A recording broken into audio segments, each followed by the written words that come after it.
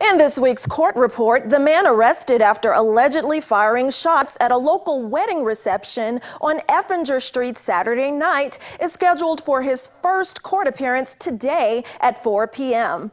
Angel Merez Salcido allegedly shot two people, one in the head, the other in the foot. Fortunately, both victims were responsive when they were transported, but the person shot in the head may have lost his eye. The 49-year-old was arrested on Monday after a brief search for the shooting suspect. He is facing charges including attempted murder, battery with a deadly weapon, child abuse or neglect, and mayhem.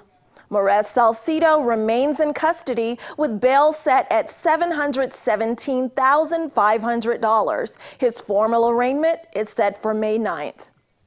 The man who led police on a high-speed chase of up to 60 miles per hour after allegedly kidnapping his ex stood before a judge again this morning. Johnny Lotkeys unconditionally waived his right to a preliminary hearing today and also had one of his cases bound over to district court.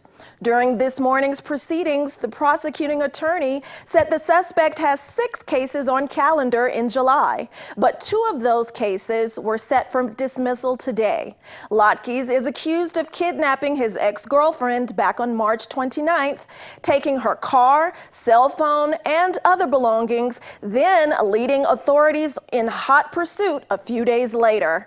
Lotkeys' subsequent police chase resulted in a single vehicle rollover on Happy Lane between Charleston Park and Highway 372 on April 4th after police chased him throughout the west side of town. The 30-year-old suspect was the only occupant in the vehicle and sustained multiple injuries. Lotkeys remains in custody with his district court date set for June 13th and his justice court cases, which were already on calendar, scheduled for July 6th. The local attorney facing 8 counts of animal abuse and neglect charges, including being over dog and cat limits and torture and cruelty to animals, was a no-show in court on Monday. So a no bail warrant was issued for her arrest. Nancy Lord had a revocation hearing set, but today Justice Court clerks said Lord's attorney, Thomas Gibson, told the court on Monday that he has not been able to contact his client since April 25th.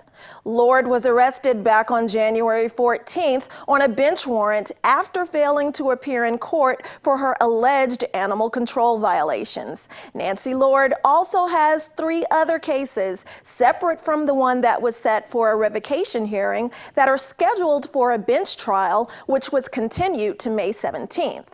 Lord bailed out on April 19th for $4,000 cash. Court clerks say Lord is still at large. This has been your court report. I'm Eunette Gentry for News 46. Well, John Kasich and Ted Cruz have both dropped out of the presidential race, leaving Donald Trump as the sole GOP candidate. The news came after Trump received a crushing victory in the Indiana GOP primary, flattening the final roadblock in his 10-month rise from celebrity candidate to Republican nominee. The replacement of Judge Ron Kent, after he resigned recently, was on the agenda at the Nye County Board of County Commissioners meeting. Possible action, discussion, deliberation to adopt, amend, or reject the Nye County Resolution 2016-57, amending Nye County Resolution 2011-04. I'd like to make a motion to adopt Resolution 2016-57. Second. I feel at this time that spending, even if I understand if we put it on the general election, there won't be a large cost to the citizens. But I think it would make the citizens feel much better about the commission and the county in general if we allowed them to have their say on this. I don't think any of them mind running for that office. I know it's going to be a short run. But if Mr. Kent were still in his office, we would be having to pay his wages for the rest of the year anyway. So on those respects, that would have been a lot more than $30,000, even if we ended up having to pay for this. We're still saving money by going to an election versus paying somebody to do that seat. Due to the added expense of creating another, or having or holding another election, and the added strain on the minimal staff that we have to do that, my motion is going to stand. So I would be willing to modify my motion so that we proceed with the adoption of Resolution 2016-57 with the caveat that if it becomes clear that Sam is able to put that on this ballot that's coming up in November, that we could do that.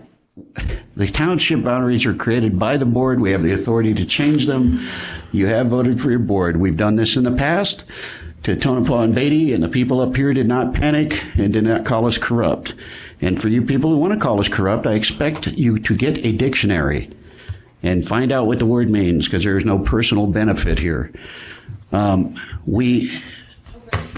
We have the authority. You've elected us to do our jobs, and so I call for the question. Aye. Aye. Aye, that's 4. Donna? Nay. Please stick around. We'll have more news for you after this break right here on News 46.